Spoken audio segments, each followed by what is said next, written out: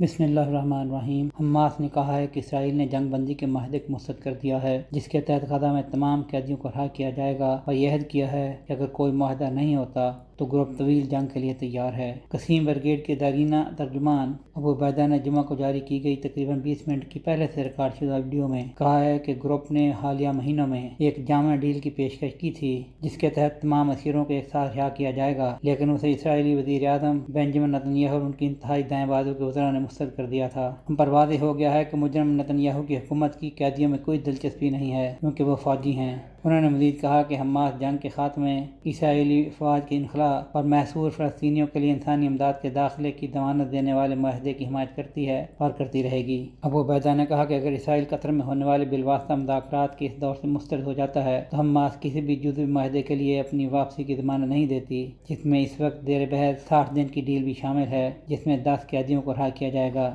مار کے بعد اپنے پہلے ویڈیو پیغام میں ابو عبیدہ نے یہ بھی کہا کہ حماس کے جنگجو خرابی کی ایک طویل جنگ جاری رکھنے کے لیے تیار ہیں اور غاصب اسرائیلی فوجیوں کو مارنے یا پکڑنے کے مقصد سے غزہ میں گھات لگاتے رہیں گے۔ انہوں نے عرب اور اسلامی ممالک کے رہنماؤں کو بھی اسرائیل کی طرف سے کی جانے والی نسل کشی کے خلاف ان کی بے عملی پر تنقید کرتے ہوئے کہا کہ آپ کی گردنیں ان ہزاروں بے گناہوں کے خون سے بوجھل ہیں جنہیں آپ کی چپ نے دھوکہ دیا ہے۔ دوحہ میں ہونے والی بات چیت کا تاحال کوئی نتیجہ نہیں نکلا ہے، کیونکہ اسرائیل غزہ میں فوجی کنٹرول کو برقرار رکھنے اور اس میں توسیع پر مصر ہے، جس میں موراغ اور نئی میگن اوز راہداریاں شامل ہیں جو جنوب میں رفح اور خان یونس کو غزہ کی پٹی سے الگ کرتی ہیں۔ سہیل شہریار، پاک ترک نیوز۔